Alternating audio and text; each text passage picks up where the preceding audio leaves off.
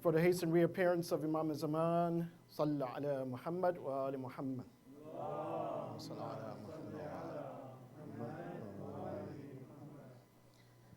أعوذ بالله من الشيطان اللعين الرجيم بسم الله الرحمن الرحيم به نستعين الحمد لله الذي جعل الحمد مفتاحا لذكره وسببا للمزيد من فضله ثم الصلاة والسلام على خير خلقه سيدنا ونبينا وحبيب قلوبنا أبي القاسم المصطفى محمد اللهم صل على محمد وعلى آله الطيبين الطاهرين المعصومين لا سيما بقية الله في الأرضين أرواحنا له فداء أما بعد فقد قال الله سبحانه وتعالى في كتابه الكريم بسم الله الرحمن الرحيم هذا خلق الله فأروني ماذا خلق الذين من دونه بل الظالمون في ضلال مبين صدق الله العلي العظيم اللهم صل على محمد وعلى محمد وعلى محمد Assalamu alaikum wa rahmatullahi wa barakatuh. First and foremost, I give my condolences to each of you on the occasions which we have come to commemorate, and that is the aftermath of Karbala, the captivity of the women and children of the Ahlul Bayt, alayhim afdhalu salatu wassalam, and also the shahadat of Imam Zain al-Abidin, which is upon us as well. As we mentioned, that our discussion, and particularly for those who were not here yesterday, our discussion for these series of majalis in Muharram, and also as we go into the Arba'in, is about justice. And we discussed the 4 types of justice in our first series of lectures during the beginning of Muharram. We want to examine this same concept of justice, but from a different angle. And that angle is from what we call a conceptual point of view of learning. The conceptual point of view of learning, which entails compare and contrast. So the idea of justice must be compared to injustice. So justice in of itself, you can understand it, but if you want to get a more deeper understanding and a more rounder understanding of justice, you must understand what injustice is. Just as we see in the plight of Imam Hussein and of the Ahlul Bayt, alayhim afdhalu salatu wassalam, that they were individuals who championed justice. And an opposite of them and their actions was injustice. In Karbala, in the history of Karbala, that movement, we see that Imam Hussein, he stood for justice against the injustices that were being perpetrated during that time. So we can understand the weight and the gravity of justice at times in face of injustice. We referred to verse 10 and 11 of Surah Al-Luqman. So chapter 31, verse 10 and 11. I'm particularly focused on verse 11, where Allah subhanahu wa ta'ala, He says that this is His creation, هَذَا خَلْقُ اللَّهِ فَأَرُونِي مَاذَا خَلَقَ الَّذِينَ مِن دُونِهِ. And we quoted this particular verse, particularly in reference to one of the 4 types of justice. Again, for those who weren't here, as Allah subhanahu wa ta'ala, He states in the Quran, or He outlines in the Quran, 4 types of justices. Adlun takwiniyun, natural justice. Adlun tashri'iyun, legal justice. Adlun ijtima'iyun, social justice. And adlun akhlaqiyun. So we want to compare and contrast these 4 types of justice. Is there something that opposes, or we can say that are in the opposite of these types of justice? And right now, we're just dealing with the first type of justice, adlun takwiniyun. And one of the conclusions that we came to yesterday is that, on one hand, Allah subhanahu wa ta'ala having absolute sovereignty over this world, that he has the right, again, to do as he please in this world. And we base this on one of the concepts that, again, many or some jurists, even Western jurists and philosophers, they've come to this point or this concept of jus abudende. And this is actually the correct pronunciation of the term. Yesterday we said jus abutende, but the Latin pronunciation is jus abudende.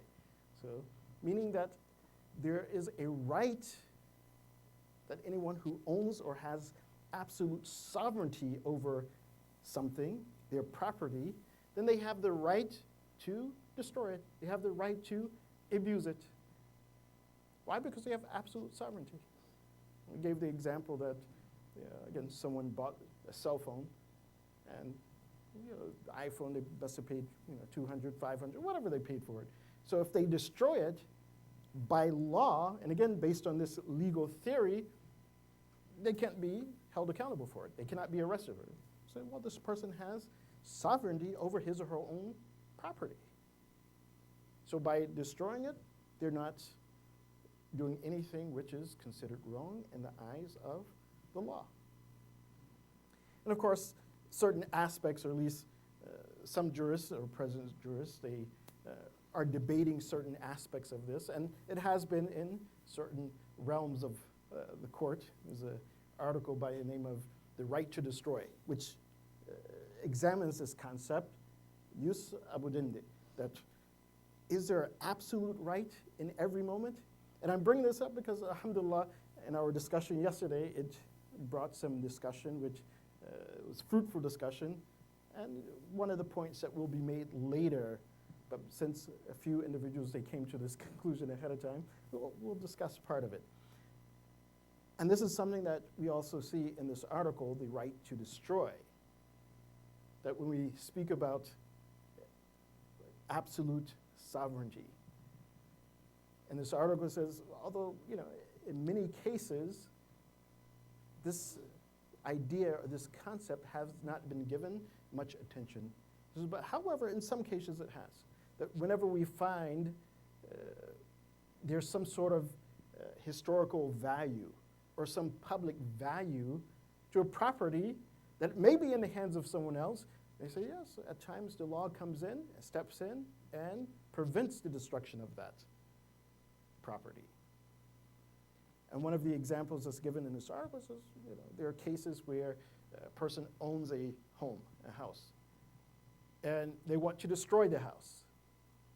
Even if they want to destroy it to build a better house or a nicer house, at times, if that particular house has historical value, then the city or state, they may come in and they will prevent this individual from destroying their own property. So why? Because there's a public value to that property. There's some significance to that property. And sometimes others, they see value in it, and then they come and they contend with the, again, the initial act or intentions to destroy that. We have one of those properties in Fayetteville, North Carolina.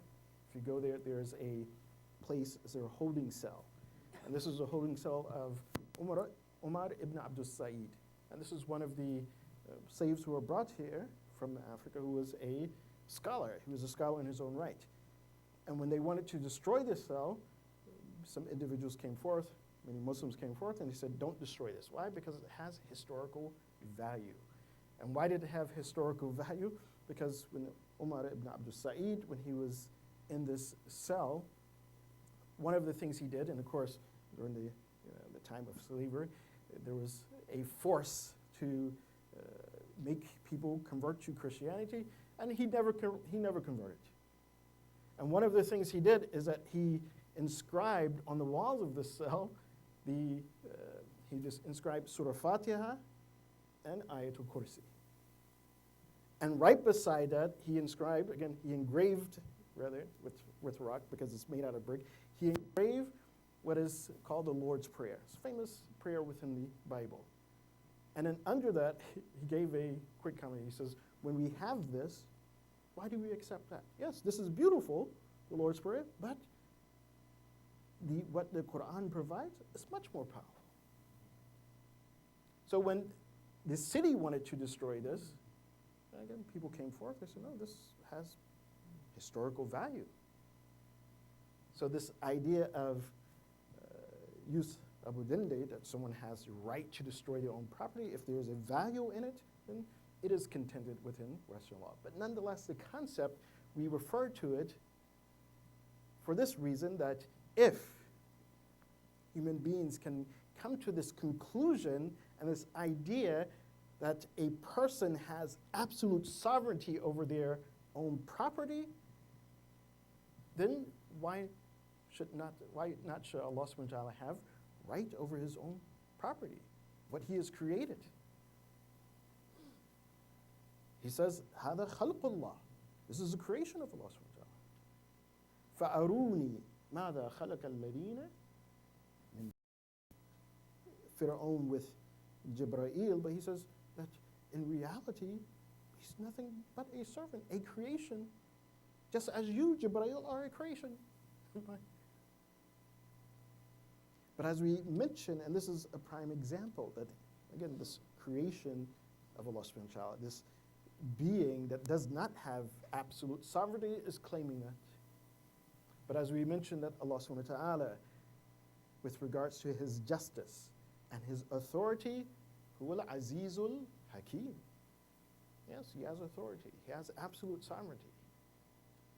But yet, this idea of use Abu Dinde, this right to destroy and to abuse, he does not apply this to himself. Why? Because he does not abuse that which he possesses. Allah subhanahu wa ta'ala, as he states and as he claims, and as we will see, that he says, لَيْسَ ظَلَّامًا لِلْعَبِيدِ. He does not oppress his servants, his creation. He does not abuse his creation. Why? Because he is Azizul Hakim, that his authority is coupled with wisdom. That in his authority he applies wisdom. So every aspect of his power and authority, what he establishes as justice, even within the realm of nature. At-takween, adlun, takweeniyun. So as we were discussing, that in it there's wisdom. So this brings us to this idea or a concept which we need to understand, we need to reflect upon. And this is one of the issues that sometimes some individuals, they say, well, you know, because evil exists, injustice exists, injustices exist. So therefore, you know, how can God, how can Allah subhanahu wa ta'ala be all-knowing, all-powerful, and being good in and of itself? Why? Because evil exists. And of course, this will be on two planes, one with regards to nature, and another with regards to the actions of man in and of itself. And that which we'll leave for a little bit another time, we may make some indication to it, but since we are discussing this idea and this concept that we brought up yesterday, is adlun takwini. That Allah subhanahu wa ta'ala, he creates, as he says, he has created this world, he has created the heavens, خَلَقَ السَّمَوَاتِ بِغَيْرِ عَمَدٍ تَرَوْنَهَا. He's created it without pillars, or at least pillars that you don't see. وَأَلْقَى فِي الْأَرْضِ رَوَاسِيَ أَن تَمِيدَ بِكُمْ. And he has placed in this earth, in this world, he has placed pillars, or these, you could say, mountains. Rawasiya refers to the mountains, to stabilize, again, this earth for you. He has created that for mankind. And then he has sent down water, and he has created in the earth, or he has actually provided in the earth, وَبَثَّ فِيهَا مِن كُلِّ دَابَةٍ. And he has provided every form of need or animal that you need. So anyway, this is explaining the justice of Allah subhanahu wa ta'ala with regards to nature. And so, since there's no authority or power that can contend with Allah subhanahu wa ta'ala's power, is there in creation, or in this nature which Allah subhanahu wa ta'ala has set forth, is there injustice?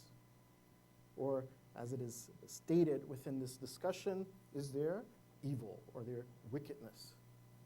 This is one of the things we need to understand.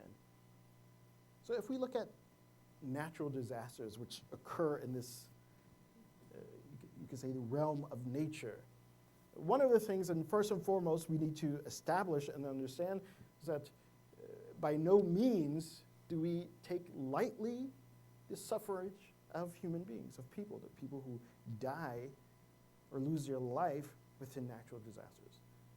And especially for individuals like ourselves who follow the path of Ahlul Bayt, alayhim afdalu salatu wasalam, when it comes to tragedy and the loss of life, again, our actions we see here that we take at least 2 months just to mourn and we commemorate the loss of life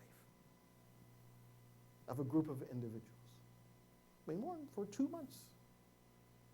And this is in addition to the loss of life of, again, every imam, the Ahlul Bayt, alayhim afdalu salatu wasalam, even with regards to other individuals. Quite often within our school of thought, and it's stated that if you have 2 things that happen at a point, at a time, one thing is a happy event and the other thing is a sad event. They say that you take the sad event and it gives precedence over the happy event. Don't celebrate, but rather you mourn for that tragedy, and then after that, then you celebrate whatever that great event is. And this is what we are taught by the Prophet and his Ahlul Bayt, alayhim afdalu salatu wasalam. So first and foremost, by no means do we take lightly the suffrage of human beings and the loss of life. But yet, within those natural occurrences, again, and there are some articles that have been written about that, sometimes there's a benefit in it. Yes, we see that there's tragedy, and sometimes there are benefits. For example, with regards to floods. Sometimes what happens with floods is that the flood comes and it brings new and fresh soil and sediments to the grounds around it, which makes the grounds more fertile. At times as well, wildfires, they burn, and again, it brings about growth, fresh growth. Some other individuals, if you look online, if you search this idea, this concept, you say, well, it helps also to change and to reinforce infrastructure of places. That sometimes the infrastructure is bad and you have no idea. Some natural disaster comes and then it brings about, again, creativity, human creativity. It actually causes the developments of certain sciences. When people come to appreciate nature and the power of nature, and then they realize that, well, there's a little bit more to examine, to come to find out, to discover about this world, about this universe. And of course, one of the, again, this shows the reflection and thinking of some individuals. Of course, the most articles about the benefit or benefit analysis or detriment of natural disasters usually deals with economics. So you find more articles about that than you find about, okay, well, what have we discovered about this universe from these natural disasters?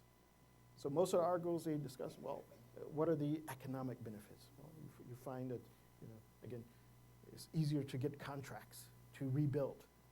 Or they weigh the, again, the cost analysis of, the disasters. Some places is, the disaster is so great, then it doesn't make, there's actually a loss. Why? Because to rebuild that place, it costs more than what it's worth. So this is most of the articles, right? But again, what I encourage is that look at it from a different perspective. What is, again, the benefit within nature itself of those disasters? That is there some sort of wisdom in it? And again, Allah subhanahu wa ta'ala, He has placed certain things in order within His world. One of the things that, and again, this is a question that came to my mind, and I pose this to any of our Muslims who are interested in science, that you go and forth and examine this. Because one of the things that, although there are certain benefits related to different natural disasters, floods, sometimes wildfires, but one of the things that has remained a question mark is the benefit of earthquakes. Some of the most destructive disasters are earthquakes. And again, in these quakes, they happen at different levels below the Earth's crust. There's different points. And so what perplexes mankind is, what is this, it mostly creates destruction. And we find that, again, sometimes people will think, and they will like, it's bad, it's evil. But what came to my mind as I was looking at this and looking at other aspects of things, and particularly keeping in mind what Allah subhanahu wa ta'ala says in verse 10 of Surah Al Imran, when He says, وَأَلْقَى فِي الْأَرْضِ رَوَاسِيَ أَن تَمِيدَ بِكُمْ, that Allah subhanahu wa ta'ala, He places mountains in this earth in order to stabilize you. So that, again, you are not thrown off of this earth, so that there is a certain balance as the earth, it orbits around the sun, as the earth itself, it spins upon its axis. But one of the things that came to mind I was curious about, again, research needs to be done, inshallah, and I encourage my youth to do this, that perhaps as you have the tectonic plates are shifting, which creates earthquakes, which also creates mountains. So the question is there a benefit, or is there a relationship between the creation of new mountains and new horizons, whether they are above sea level or below sea level, because there are also mountains which are below sea level. So is there a relationship between that and the orbit of the Earth? Again, because there are shifts in this orbit. There are shifts in the spin of the Earth upon its axis. It's not a monolithic spin around or orbit around the sun, nor is it a monolithic spin on its axis. It shifts. So the Earth is constantly shifting as it is orbiting around the sun. It comes closer to the sun, goes further from the sun. The shift of the Earth, when it spins on its axis, it tilts in different directions. So is the creation of new mountain structures, of these shifts in tectonic plates, which creates earthquakes, does it have an effect on keeping the Earth in a certain balance as it goes through these shifts? This is a question. I don't have the answer for that, but it's something that came to my mind. And if so, then again, we go back to that idea, that concept that Allah subhanahu wa ta'ala, He says that He is Azizul Hakim, that when He puts certain things in motion based on His authority in this world, there's wisdom in it. We may not have discovered this wisdom, but there's perhaps wisdom in it. And this verse encourages us to go forth and to look for that wisdom. Not simply brush it off as, oh, well, that thing is evil, it's bad, and so therefore there is no God. Why? Because there's injustice, there's evil, there's wickedness. Nor should we brush it off and say, oh, well, everybody who was caught in that earthquake, that, oh, well, but they were doing some sort of sin, and so Allah destroyed them. No, it's not that simple. Not from the perspective of someone who thinks that, oh, well, my religious view is that, oh, well, Allah subhanahu wa ta'ala, He brought this earthquake and it killed all these people. They must have been doing something. No, not necessarily. These events are taking place because of what Allah subhanahu wa ta'ala has put in order and in motion. So with that, we need to understand what exactly is evil. And again, in one or two majalis, we cannot cover every aspect of this concept or this idea of evil, but it must be understood. Because as we understand it, then we can understand the justice of Allah subhanahu wa ta'ala. If we understand this idea of evil, then the arguments that is posed against belief in God with regards to the existence of evil, again, it becomes irrelevant because we know that, again, evil, or what is presumed to be evil, is not or does not deny the existence of Allah subhanahu wa ta'ala. Salli ala Muhammad wa ala Muhammad.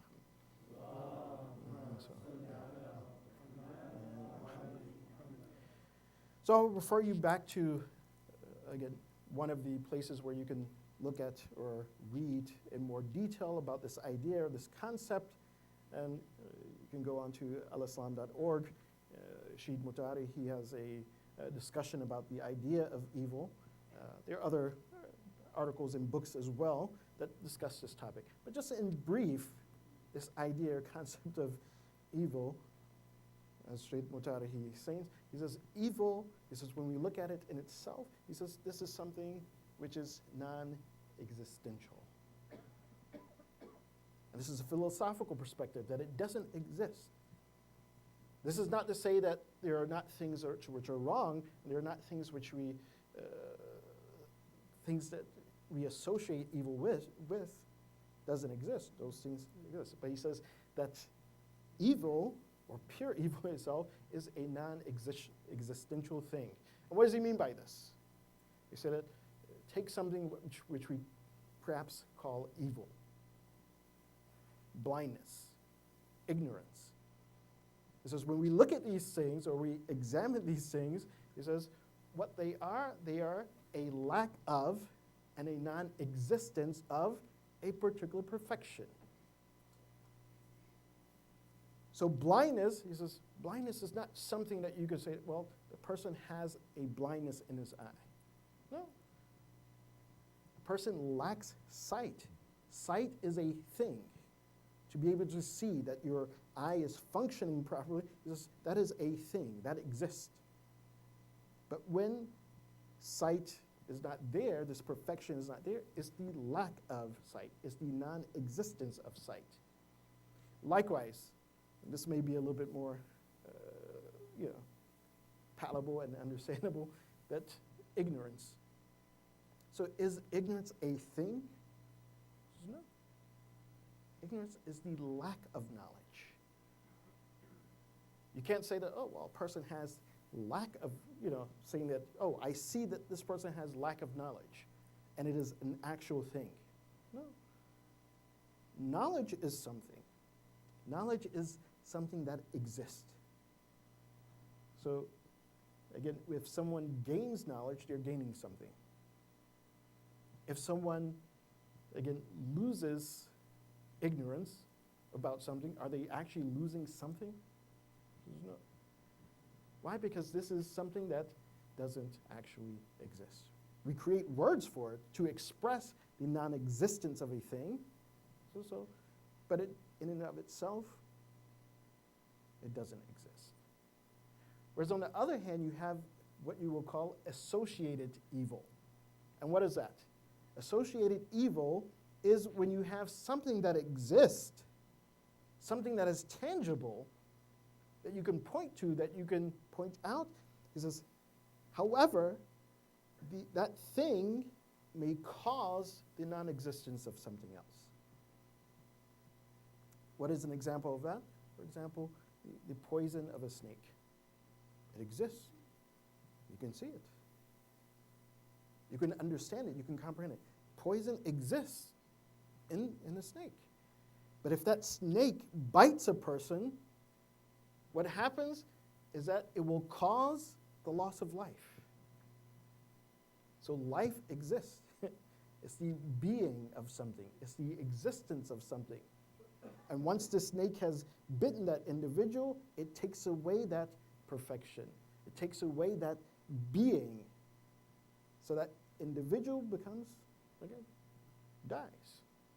Their body and their existence on this earth, their physical existence, no longer is there.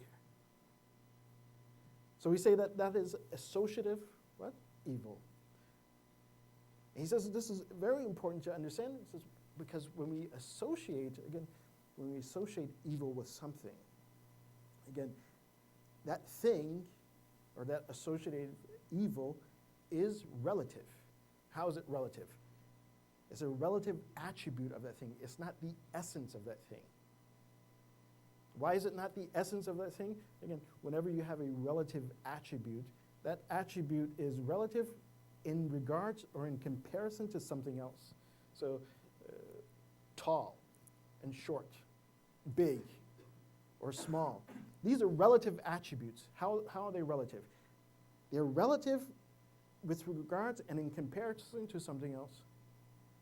So if you say that, again, mashallah, I think many of you saw my son, he grew up, he's like roughly 6'2". You say, oh man, he's tall. But he's tall in comparison to whom? Yeah, in comparison to me, he's tall. I don't think Noah, in comparison to Noah, he's a bit shorter. He's not that tall because Noah's taller than him. So likewise, again, he says these relative or associative evil, he says, is in comparison to something. Is relative. So the poison of a snake, it is evil in comparison to the life of an individual. But in comparison to the snake itself, it's not evil. It's perhaps even beneficial for that snake to have that poison again so that it can protect itself. It may have other functions within the body of that snake. So that evil that we associate with it is relative. Likewise, when we associate evil with floods or wildfires or perhaps earthquakes, it is relative to what? Relative to the destruction or the loss of something. But in and of itself, it's not evil. There's perhaps some benefit. We haven't discovered that benefit. So in that sense, this idea or this concept of evil that Allah subhanahu wa ta'ala has allowed this, at least within the natural realm, it is premature to say, oh, well, this thing is evil. Yes, it's an associative evil. It's relative with regards to the loss, with regards to the suffering that may happen. But in and of itself, it's not evil. Just as Allah subhanahu wa ta'ala, He states in the Quran, and we recited this verse, verse 25 of Surah Al-Hadid, so it's chapter 57 of the Quran, verse 25, a part of it where Allah subhanahu wa ta'ala, He says, وَأَنزَلْنَا الْحَدِيدِ فِيهِ بَأْسٌ شَدِيدٌ وَمَنَافِعٌ لِلنَّاسِ. It's just that Allah subhanahu wa ta'ala, He has placed iron in this world. And this in and of itself has no good, has no bad. He says, فِيهِ بَأْسٌ شَدِيدٌ وَمَنَافِعٌ. He says, you can find in it a harm and danger for mankind, and likewise you can find it as a benefit for mankind. Depends on how it's being used. That if you use it properly, then you make a knife and you're cutting your pizza and your chicken and whatever else you're making, there's a benefit in it.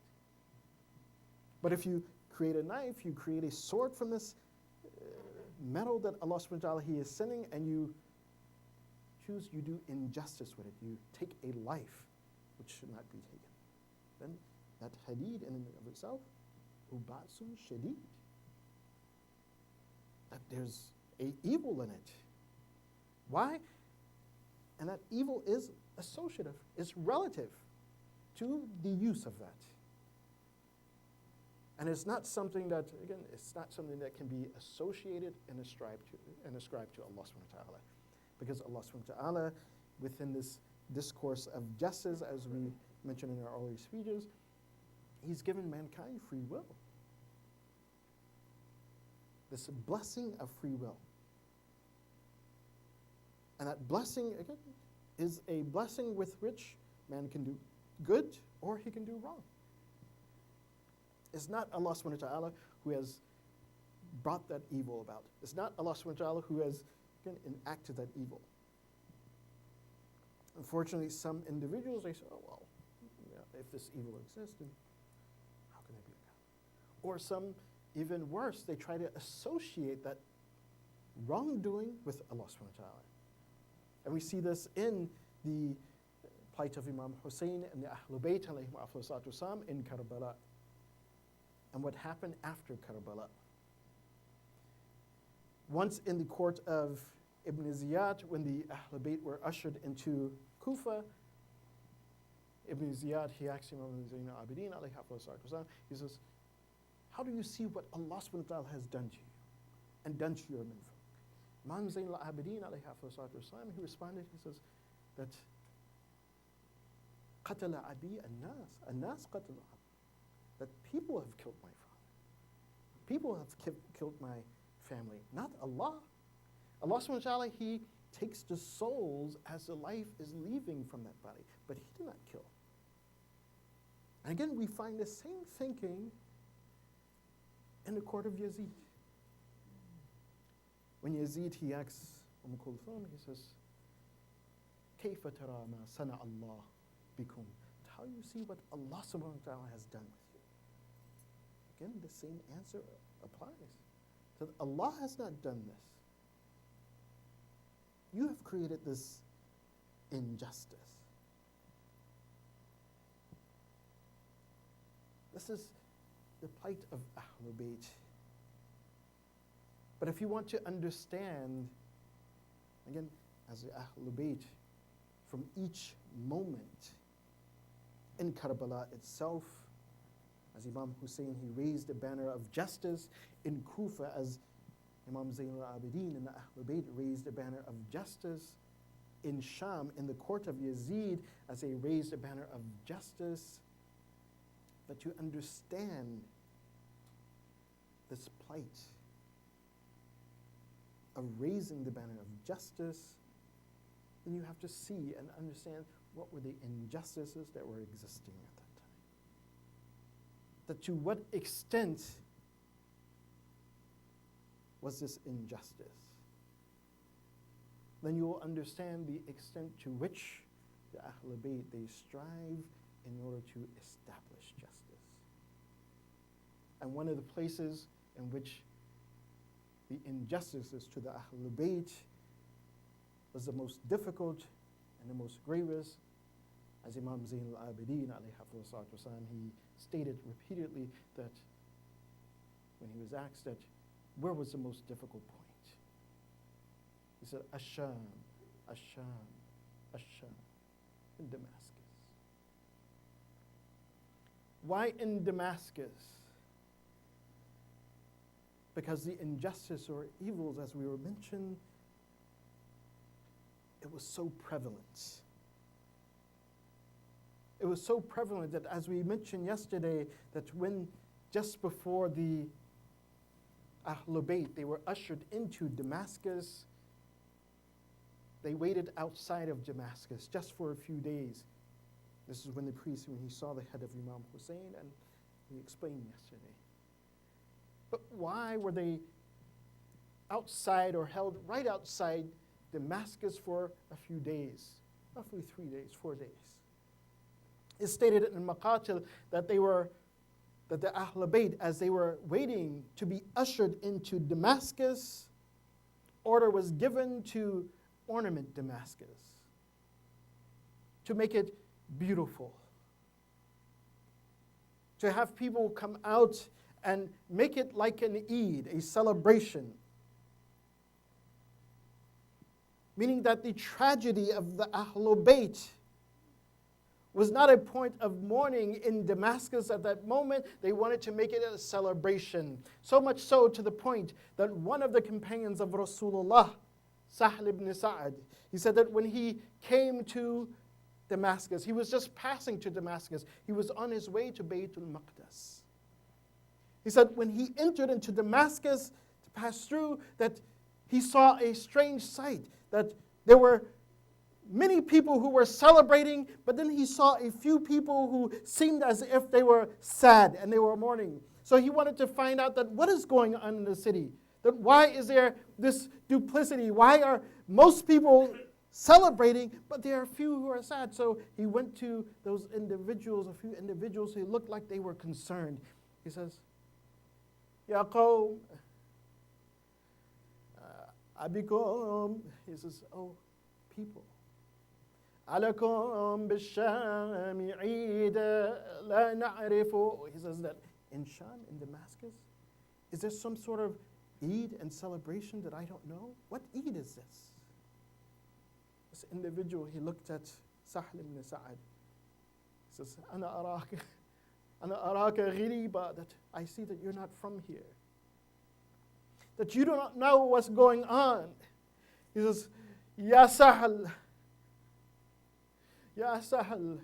ما أعجبك أن السماء لا تمطر دماء والأرض لا تخسف بأهلها. He says, is it not strange that on this day that the sky is not raining blood? Is it not strange that on this day that the earth has not swallowed the people who are upon it? Then Sahl ibn Sa'ad, he actually says, why? Why is this? Why are you saying this? Then he said, هذا الرأس الحسين يحدى من العراق. He says, the head of Imam Hussein, it is being ushered in from Iraq. And then Sahl ibn Sa'ad, he says, the head of Hussein? He says, the Hussein who is the grandson of Rasulullah. And Sahl ibn Sa'ad, he says, أنا رأيت محمد أنا رأيت رسول الله وهذا رأس ابن بنته, that this is the head of the daughter of the Prophet who is being ushered in. Then Sahl ibn Sa'ad, he says, من أي باب يدخلون? He says, from where are they entering? So he was told that from the sixth bab, from the sixth gate. So Sahl ibn Sa'ad, he went forth and he went to the Ahlul Bayt to see the heads coming in. And when he looked, he saw that there was one girl. She was a young girl. He went to her. He says, Ya Jariya man anti? He says, oh, young girl, who are you? She says, Ana Sukayna bint al-Husayn. He says, I am Sukayna, the daughter of Husayn.